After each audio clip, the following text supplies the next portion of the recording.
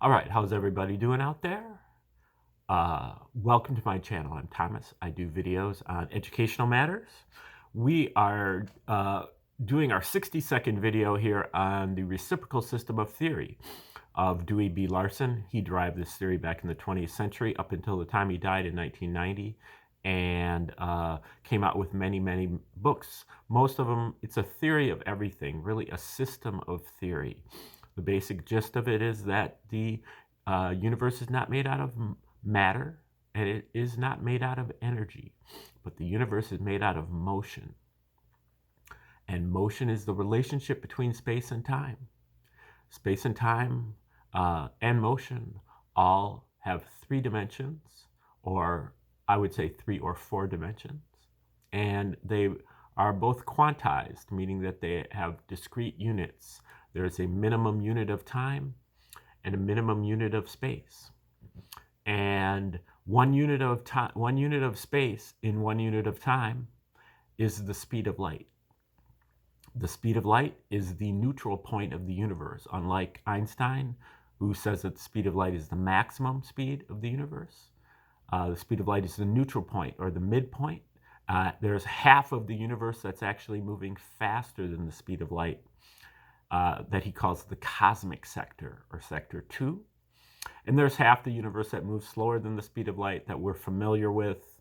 He calls that the material sector, or sector 1. And the material sector grows by aggregation. Things like move together and cling on to each other until they develop into their most complicated, complex molecule, which is DNA, containing billions of atoms each molecule. And at that point, the material sector, sector 1 DNA molecule, becomes eligible to be taken over or controlled by an entity from sector 2. And when that happens, we have what Larson calls the life unit. And so life is a blending of the material and cosmic sectors, cosmic units. And then when you have a sector, a life unit, that life unit also, by evolution, so-called, becomes more and more complex until it gets to its maximum complexity, which is, according to Larson, the intelligent human being. And at that point, the intelligent human being becomes eligible to be governed by or controlled by the sector 3 component control unit. And that sector 3 is the area, or the generalized area, that is beyond space and time, or independent of space and time entirely. I would suggest that that has something to do with this boundary area of light. 1 unit of time, 1 unit of space, and 1 unit of time. All of the units cancel out and you just have 1. And I think that is sector 3. I might call it sector 0 instead. But so that is really the subject of his final book called Beyond Space and Time. And this is our 40th video today on Beyond Space and Time. We're wrapped up here in chapter 15, which is called The Stuff of Dreams. Just to review a little, he talks earlier about communication from sector 3. And this can come in the form of ESP, scientific insight, intuition, religious revelation. They're all forms of communication from sector 3. Then he talked about thinking and memory. Thinking and memory are really sector 2 communications, but they're important to sector 3 because they are the prerequisites. The intelligent human being is the prerequisite for sector 3 control. And so he goes over the thinking and the memory, and that leads him into a dream study where the dreaming is as a result of how the thinking and the memory do not operate continuously, because they're sector 2, and sector 1 is based on the progression of time, whereas sector 2 is based on what he calls coordinate time, or three-dimensional time, or I would say four-dimensional time. And that's your XYZ coordinates, or your WXYZ coordinates, and if you're using the tetrahedral four-dimensional geometry. And so as a result, our thinking and memory eventually get out of sync with our sector 1, or the body or the brain, as opposed to the mind over here at sector 2. And so they get out of sync. They have to be disconnected and rewound. And that period is called sleep. The thinking and the memory are both being rewound, but the memory is simpler than the thinking, and so it rewinds more quickly. And when the memory is done rewinding, but the thinking still has some time before it is done rewinding, that is the dream state, the REM state. So now we're going to be talking about Larson's discussion of he found that the psychologists and stuff, they didn't have a dream study for him that was reasonable, so he did his own, basically. And he's going to explain how he did it and what he came up with. So I said no special arrangements were necessary. I merely kept a notebook at the side of the bed. Whenever I roused enough to remember that I was making a dream study, I made some brief notes as to the subject matter of the dreams from which I had awakened, if any. As soon as possible after rising in the morning, I used these notes, together with whatever memory I had, to prepare a description of the dreams. I tried to avoid speculating. I reviewed the record later in the day of each of the night's dreams to see if I could identify the source of the stimulus that initiated the dreams. Primary consideration of the plan of procedure indicated that there would be some advantage to limiting the study to those dreams that involved the entire dream process, including the role of the circulating memory system, which is the reminding function. Dreams that were obviously initiated by physiological stimuli were excluded. For example, my standard reaction to incipient hunger is a dream in which I am trying to find a restaurant at which I can get a meal, but for one reason or another, I am unable to do so. Similarly, my standard reaction to getting too cold during the night is a dream in which I am lacking some item of clothing without the feeling of embarrassment that might be expected. So he didn't record those dreams. Those are simply physiological stimuli. So he's wanting to focus more on the mental aspects of it. The study was carried on for 1 month, during which 50 separate dreams were recorded. This was a rather quiet month I spent at home, in which I engaged in no unusual activities and was not subject to any emotional complications or physical ailments, aside from a mild form of hay fever. The conclusions reached from my dream study apply to a specific individual, relatively calm, uneventful situation. But it is reasonable to conclude that they will also apply to any other normal individual under similar circumstances. The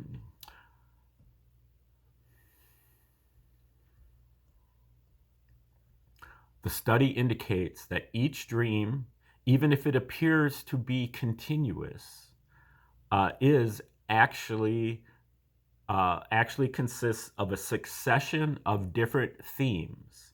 These are taken from experience, but in most instances, a theme, as it exists in the circulating memory, and is passed on to the dream is only an idea, a general subject abstracted from the actual experience rather than the experience itself. Thus, a discussion that took place during the day is not contained in the circulating memory as a discussion, but in the form of some aspect of the subject matter of the discussion, perhaps accompanied by a few of the significant details. In about half of the recorded dreams, only one theme was identified. But these were short dream sequences, some of them not much more than fragments, and the remembered dreams were undoubtedly preceded by themes that could not be recalled. For instance, one of the dream reports written immediately after rising in the morning begins, after some dream sequences which I cannot remember other than that they existed. There are other similar items in the record and unquestionably many more that did not make enough of an impression to get into the record. The longer and more vivid dreams invariably contain more than one theme. In 2 cases, 6 separate themes were identified. The existence of a succession of themes in the dreams explains some of the disorderly and erratic character of the dream action. The sudden changes in the action that are so characteristic of the longer dreams are mainly the results of shifts to new themes. Dreams would seem less bizarre if there were definite discontinuities between the themes, so that their true character as components of a series of distinct episodes would be evident. But the discontinuity is masked by the fact that the setting and some or all of the characters are commonly carried forward from one theme to the next. Furthermore, the theme changes are not always distinct, and in some cases, the dream action is reflecting 2 themes coincidentally or alternately. Recognition of the theme as the common denominator of the originating source and the synthetic dream experience is the key to the identification of the dream sources. It means that we must look for not only for the origins of the dreams as such, but for the separate sources of the different themes of each dream, not necessarily for sources in our own experience, but sources in any experience of which we have knowledge. So like if you read it in a book or you saw it in a movie, those would also be classified as an experience. Okay.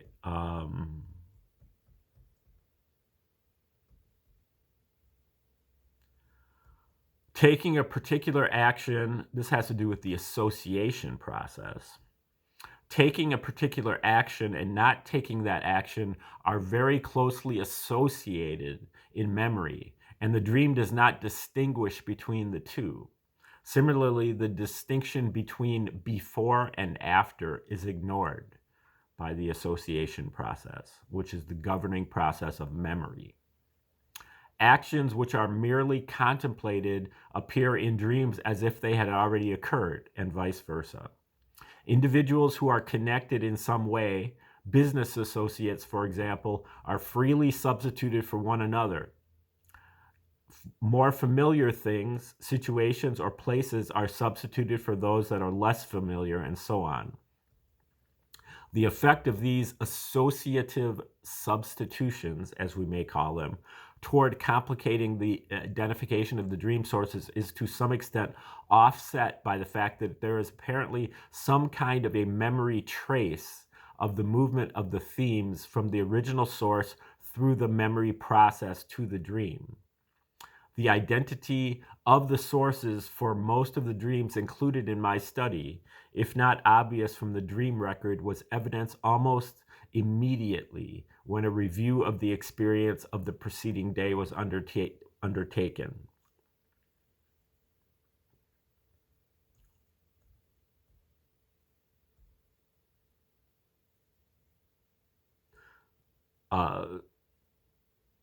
Several of the dream experiences recorded in the study were apparently drawn from stock, so to speak, to fit the incoming themes. Most dreams, however, are made to order. That is, they are combinations of many separate items from the available supply. These amplifying items that enter into the synthetic experiences are not necessarily memories of experience of the dreamer himself. Again, they may come from memories of what he has seen or heard or read about, or if his imagination is vivid enough, they may be merely memories of his daydreams. But unless there is a flash of insight, nothing can appear in the dream unless it was already present in the memory. Perhaps the best established out of all the factors that influence our dreams is the role of events of the preceding day.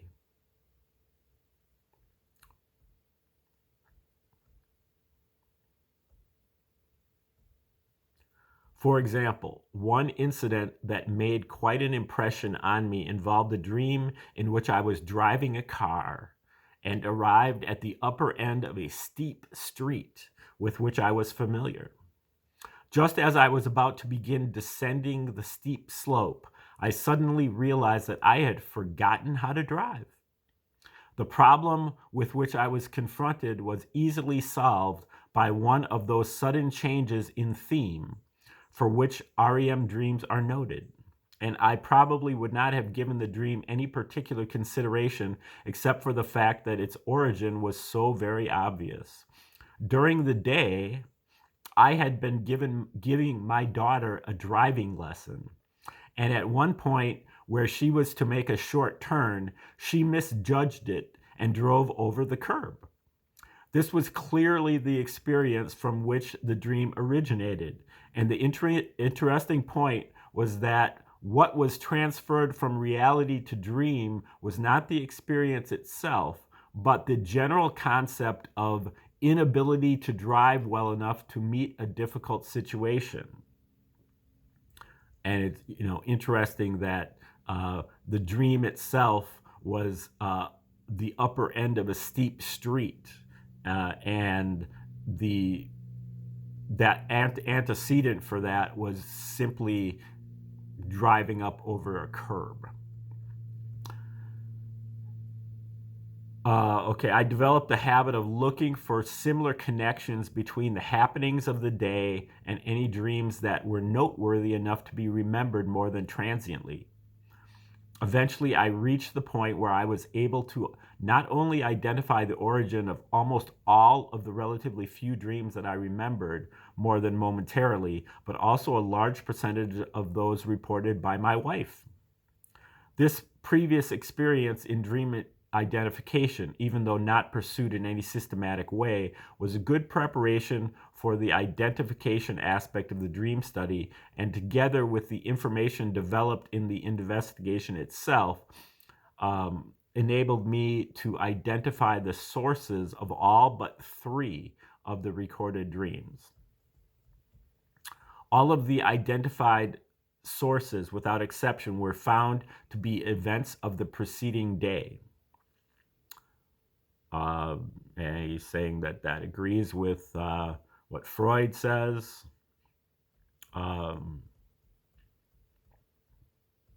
The relatively short time frame in which the origins of the dream themes are located is a consequence of the transient nature of the circulating memory. It is conceivable that an experience may be vivid enough to carry over to a second day or even longer if it is mentally reviewed in detail, so that it is, in effect, a repeated experience, but there was no indication of anything of this kind in my study. I would suspect, though, that an individual involved in a catastrophic event, the memory would persist in the circulating system for a longer time. A recapitulation of the identification shows that direct memory of objective experience is the most prolific source of the dream themes, accounting for 42% in his study. An additional 7 themes were derived, which is 9%, were derived from subjective experiences such as thinking. Two of the themes in the subjective category were concerned with the dream investigation itself. Dreams of this kind should no doubt be expected in view of the amount of attention being given to the project during the day. The largest contribution from outside sources came from the subject matter of discussions and conversations, and also books and television, other than news, was the source of only one theme.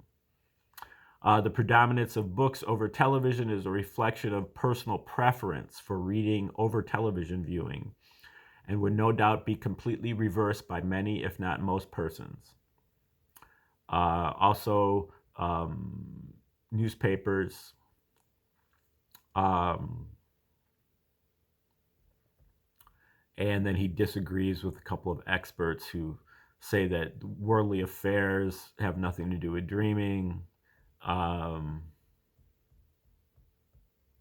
current occupation supplied 12 of more like 14% of the dreams, and 6% came from my previous work.